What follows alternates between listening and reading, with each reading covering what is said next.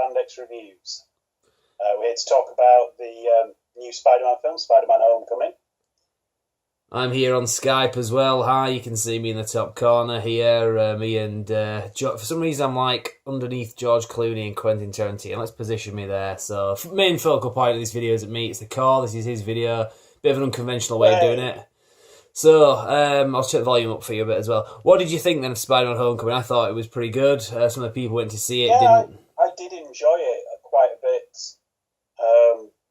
I know it's kind of weird because usually in our group we're all usually more or less on the same page, so it's kind of weird that although a lot of us kind of liked it, we had a couple of people with us who really hated this film. Yeah, and if you go to Brand X Reviews Facebook page, you can see Richard Moody wrote a blog about it, and his opinions are his, they're neither less or more valid than ours. He had some valid points. Yeah, we also had another friend, John Bailey, who gave it like a pretty scathing review. He just wasn't having fun at all, was it, the poor guy? Yeah, he said he'd had diarrhea spells that were more entertaining than this film, which was a bit harsh. I don't understand that. I mean, I can understand, like, maybe not being all that enthusiastic, but saying it was utter shite, I thought was a bit far-fetched. But, it is what it is. It's not right or wrong. That wasn't what I got out of it. I mean, this is a young Spider-Man, and they said right from the word go that's what it's going to be. It's like, to make it different from the other Spider-Man films they've done, where it's more like established Spider-Man who's been around a little bit or is a little bit older, a little bit more mature. This time it's going to be going back to more like the origins of Spider-Man, where it's like, he's a 15-year-old, he's still at school, he's only just like nicely got his powers. So it kind of makes a lot of sense that he's... I mean, he kind of said from a while ago this is going to be almost like a Ferris Bueller's Day Off kind of thing. Yeah, exactly, and it massively was that, and it was a smaller scale, sort of more grounded, and that was the entire point of the character as well. I thought, similar to Ant-Man, it's not about saving the world, although there is that, but that wasn't the point of the film, that wasn't the point of Spider-Man. Vulture is a credible threat, but he's not, he's not Hydra, he's not the Red Skull, he's not Thanos, he's not going to be taking over the world or the universe or even the city. He's just out to steal things, but he is like, he's got like Chitauri tech, he's like pretty tough. I mean, I like this version of Toomes. Yeah, is he a Scorpion? You can see him, like how he started out in the comic books. He was a bit embarrassing, to be honest. Kind of like an old bald guy with like a little bit of hair around the back of his head and like a green costume. I mean, he kind of worked for the aesthetic of the time, but there's no way you'd have brought that to the big screen and not been laughed off. I'm going to say the guy that's in prison at the end, I'm going to put up that this is a spoiler review, by the way, so we can talk openly, but the guy that he sees in the first post-credit scene, is that the Scorpion? The guy that's in prison? Because it sort of was... I wasn't 100% sure about that. I assumed that was one of the people who got beaten up on the ferry, yeah. That's correct, yeah, but I think the character was the Scorpion. I only know that because someone else had said it on a video I watched. So I think that was... there was a character reference when they were going... It was referenced, yeah. The spider drone, as he called it, the little thing that comes out of his chest and like flies around. Yeah, it was... Part of the Tony Stark, like, additions to his suit. Yeah, it was mentioned. And he was doing like a rundown of like this person's criminal record and that person's criminal record. And yeah, I'm pretty sure there was one that was mentioned. I forget the name off the top of my head, but I'm like, shit, that's like a Spider-Man character. I know it is. Yeah.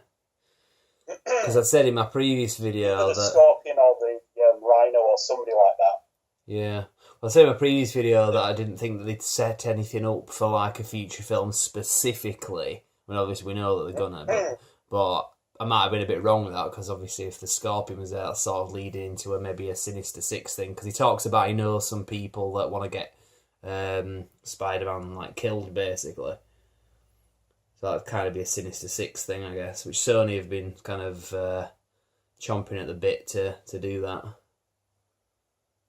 Yeah. So other things that, like I say, I know Richard wasn't happy with the fact like that Aunt May's character wasn't in the film much. She was underused, but I just felt she was in the film as much as she needed to be. Well, like I said at the time when the two of us were discussing it, she also felt a little bit of a one-trick pony. I do think they could have done more with the actress, to be fair, because it just tended to be she'd show up, be a bit ant-like, and then, leave. Yeah. I'm going to take you to the dance, and then I'm going to go away, and it's like, in some ways, they were obviously trying to make it different than, like, how Aunt May's been portrayed, but at the same time, she was just doing the same sort of stuff, so... Yeah. I think seeing more of her would have just got a bit like, yes, okay, and can we get on with the story, please? We don't need any more. Yeah. No, exactly. Well, I enjoyed it in that sense that I thought that it was what I expected it to be, and like I say, with the character, it was quite important for Spider-Man, especially like at the end, that he isn't an Avenger, basically, that he isn't, you're not going to see him like fighting off with the Infinity Stones and all that kind of thing. It's like he's at school first and foremost, he's a child, and he just wants to kind of do his own thing and help out if he can. And also that is very much in keeping with Spider-Man, because yes, he does like up his game like miraculously when you need him to. When the chips are down, he will stand beside the Avengers and like take on the big bad guy, but that's not who he is at the same time. He's kind of, he's almost got like a little bit of the Wolverine thing going. He's kind of the underdog. He's the one you wouldn't really think is going to like rise up and save the day, but ultimately he kind of does. Yeah. So it makes sense him going like, I'm not really ready for the Avengers, even though he probably would be. Yeah, I think Topher rose at one time, and no, shut up. But yeah, so it's going to be interesting to see like where they go with Venom as well. What Sony do? I can't see any way in which Spider-Man's been up against the symbiote at this point. Yeah, I think wait and see what happens after after Infinity War, because I think a lot of things. My best guess would be that Eddie Brock is like specifically like pissed off at Spider-Man, or Peter Parker knows that Peter Parker is Spider-Man, and the symbiote has absolutely nothing to do with it. It's just it happens to get on Eddie Brock, and thus he ends up looking like a black costumed version of Spider-Man, which would be a bit of a cop out. But I'm not really sure how else to do it, because like I say, I can't see Spider-Man ever having been involved with like a alien symbiote costume. He's at the point where literally a guy with like a wingsuit and like a gun is like a serious threat to him. Although, like I say, Vulture is like he comes across as like a hard ass kind of thing. Interestingly, we just got an instant message from Neil talking about triggering some SJWs. It flashed up on the screen. So that's quite funny. We'll see what happens. I mean, it's Tom Hardy that's playing him. It was Topher Grace that played him before, and as amusing as it was having a character called Toph with a sticky substance all over him, I don't quite know exactly how they're going to do that with Tom Hardy not doing sort of shit films. It kind of makes me think that there's something about this that has a lot of potential. But then again, he was signed up to do Suicide Squad before he backed out. I suppose that was a film with a lot of potential at the time. But he's not the kind of actor to just, go along with it for a paycheck. I don't know, and in some ways I think that's like its own video, I think. Yeah. I'm getting a bit off topic on Spider-Man. But yeah, likewise, I'm kind of wondering where they'll go on that. Yeah, well... there was something else that kind of Moody brought up about... it's the first time that DC and Marvel have kind of gone head-to-head, and DC sort of come out a winner, and I'm not sure if you'd agree with me on this or not, but I do kind of prefer Wonder Woman a little bit to Spider-Man. Just talking about the films, not like the characters or anything, like the actual films. Yeah. I really like this one, but I sometimes think that they tried a little bit too hard to be a little bit too comedic sometimes. They were just on the right side of it, but I think they could have just dialed it back a little bit more and had a bit more serious stuff in there.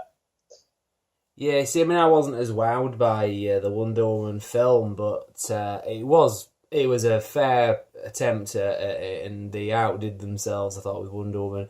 Spider-Man, I think, had a lot more going for it. I think it was a lot easier for them to make a successful Spider-Man film. So, I suppose... ultimately, I don't agree with the, like what he said, like, oh, it's like out of the park, Wonder Woman's way better than this. I don't agree with that. I'm a bit more on the fence, just coming down on the Wonder Woman side. But it is kind of interesting that we could actually have this debate now, rather than just like, oh god, DC's fucked up again. Marvel's knocked it out of the park.